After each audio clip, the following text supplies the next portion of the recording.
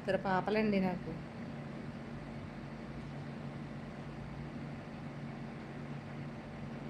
మాది రాజమండ్రి అండి, రాజమండ్రి. దీపేంద్ర, దీపు. చెప్పాను కదండి మీకు. హలో, నాకు రిప్లై ఇవ్వడం లేదు. ఇస్తున్నాను కదండి, మస్కట్కి, కోవైట్కి లేదా ఏమి.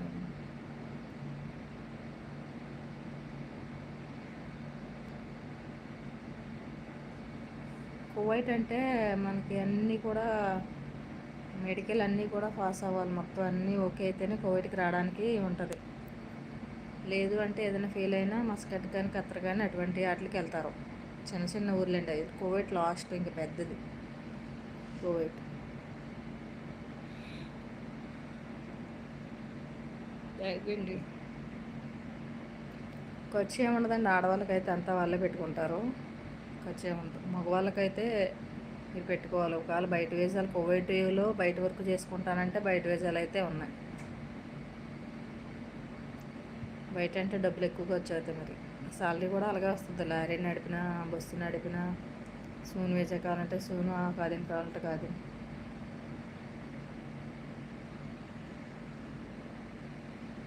అలాగే అలాగే దీపు.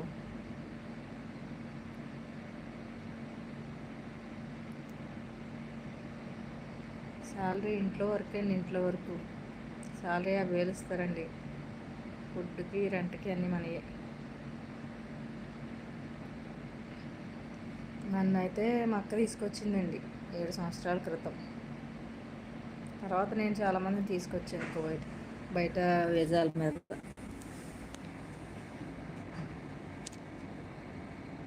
మీతో చార్జ్ చేసేది వేస్ట్. చెయ్యకపోతే వెళ్ళిపో అల్లుడు, దీపు అల్లుడు. నేను చెప్పాను కదా అల్లుడు. I'm from Peddapuram.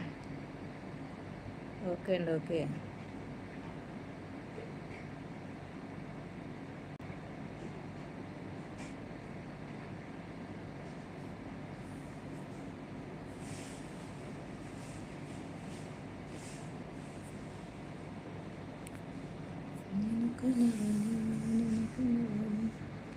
Hi madam, hi అండి.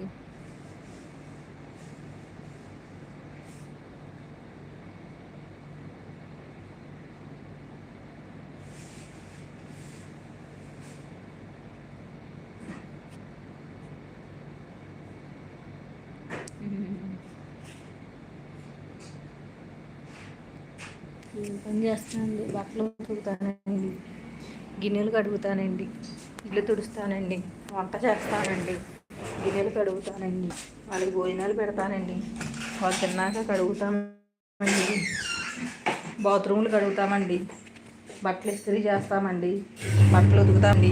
చూసారు కదా, బట్టలు ఉతుకుతామండి, బట్టలు ఆరబెడతామండి, బట్టలు ఇస్త్రీ చేస్తామండి. ఏం చెప్పమంటారు చెప్పండి.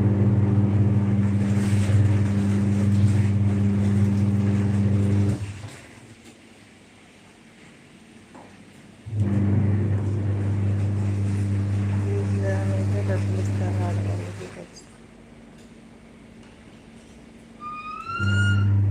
ఏమో తెలియదండి నాకు. వాళ్ళకి వచ్చినట్టుగా తీసుకెళ్తారు కానీ వీసాకి డబ్బులు ఎవరు, అదే ఇంకా వేరేగా డబ్బులు ఎవరు అనుకుంటా. హౌస్ వైఫ్ అని ఎలా చెప్తామండి, వీళ్ళ ఇంట్లో పని మనుషులం.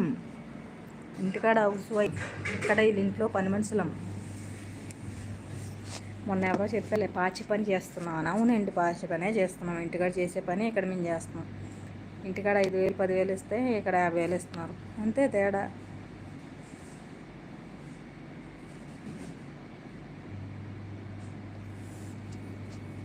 మీకు ఆడగాలి బాగా సాగుతుందేమో, సోకుతుందేమో మీరు చూసుకోండి వెళ్ళి. మాకు మా పిల్లలు, మా ప్రపంచం, మా పని. అర్థమైందా?